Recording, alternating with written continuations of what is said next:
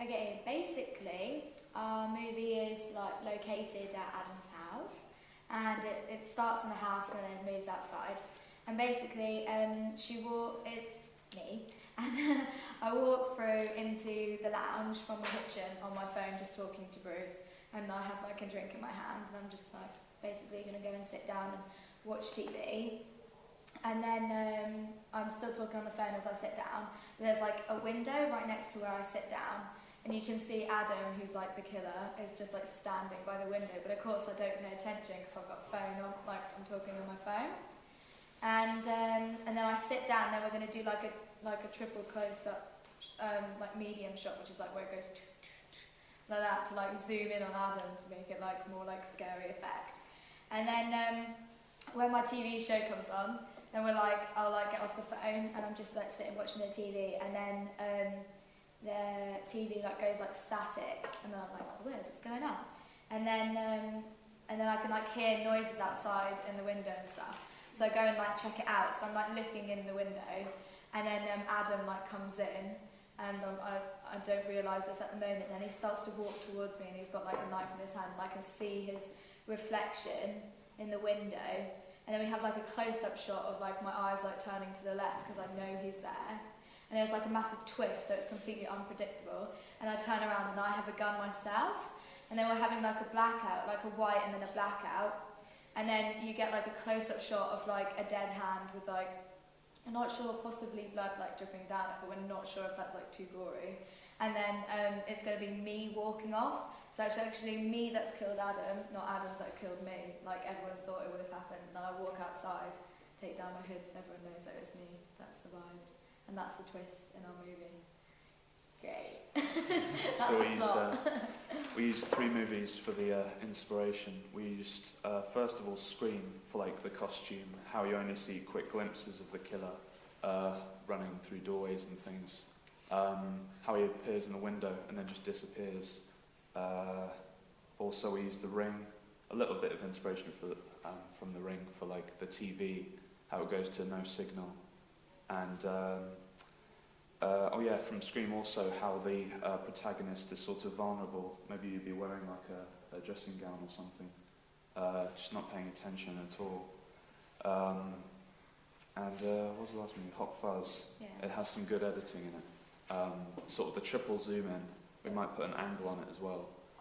It's the first time you see the killer, so we want it to be shocking, that you feel like intimidated by him. So yeah.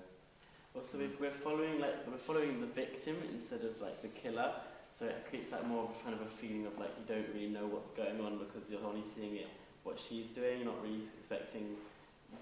Obviously you will know because we've told you the plot, but for someone who's not seeing it, you don't really know the killer's there. And we have more mysteriousness of like who is this person in the garden.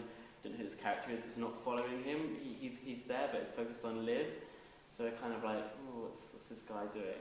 Because it is quite a conventional storyline, like someone strangers in your own house. So that's why it's like quite important to work on like the whole mystery of it all, because there's so many films with this someone's in your house. So we're gonna film it in a way it's kind of more about you don't know that anything's you have no idea what's going on, because we're looking at it through kind of Liv's kind of perspective, because we're not seeing through anyone's perspective. I mean, like we're following her, so we're kind of like a fly on the wall into the situation, really.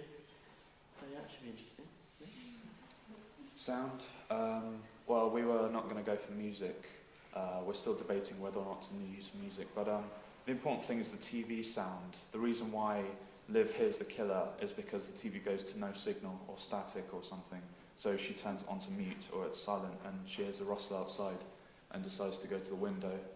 And then the killer just moves in silently behind her. She's in the foreground up against the window, and the killer just moves in silently. So you want that sort of idea of sort of that dramatic irony.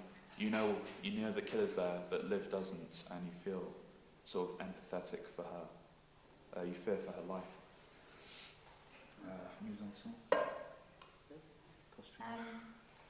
We're going to have, because Liv is quite like petite anyway, so we're going to have like, as vulnerable as possible, preferably like in a dressing gown, something like a cozy piece of clothing that so it's like, and you're like, you're in that kind of state of mind where she's tired, she's sleepy, which makes it even more vulnerable if she's wearing like a cuddly dressing gown or something like that. So it's like she's tired, she's getting into bed, and then this happens, so it's more kind of like yeah, it makes the twist more unexpected as well. Yeah, and then Adam will be like wearing like a hoodie, so you can't see his face. So it's like hidden identity, and just looking like, and like it's dark clothing as well. So it'll probably be like a black hoodie and trackers on or something. Yeah. Camera shots.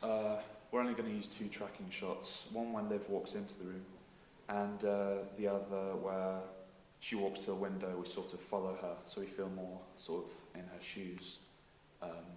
Where this is coming from. We might use a first-person shot for like the hand reaching towards Liv to make it more tense.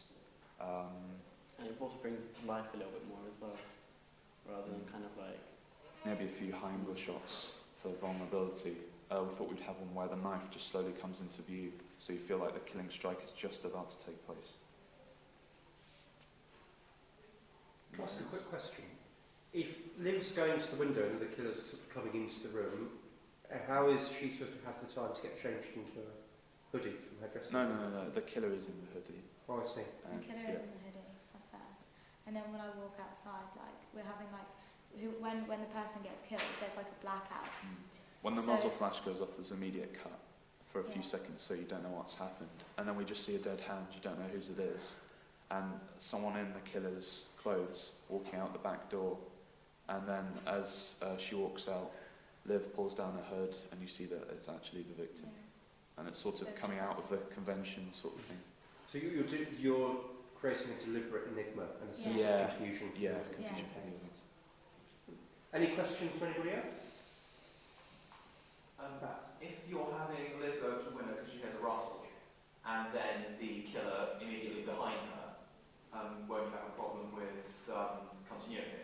No, because Mike doesn't have to come from the killer. It doesn't have to, no. It could just be the wind. But I think Matt's raising a good point. Yeah, that, we did think that you about need to that. think about. Yeah, we did think about is it But believable? it's sort of more the confusion. How fast is the killer? Where is he? Is he outside? Yeah. And it's meant to make it's the a audience- shot. Obviously, He just that sets appears up, like behind a her. few more, but like kind of paranoia kind of events before. Because when you're like home alone and then something you hear like something outside and you yourself like you naturally start to get a bit kind of like not panicky, but you're always a bit shake a bit more on edge. So we'll show some like we'll have some things showing making her really like more vulnerable, more paranoid, like odd events that don't have to necessarily do anything with the killer, but just to get the atmosphere going. I think it might be worth looking at Sin City, where that film's sort of taken from a sort of graphic novel. And it's almost like different chapters of short stories. But there's one with Elijah Wood who plays this amazing killer who's sort of faster than any other human. I think it might be worth you looking at that, because I think that might give you a reference point for the sort of character that Liv is going to be representing. And I think in terms of how that's edited and put together, that might be a useful film for you to look at. Okay. No other questions? Okay, brilliant, guys. Thank you very much.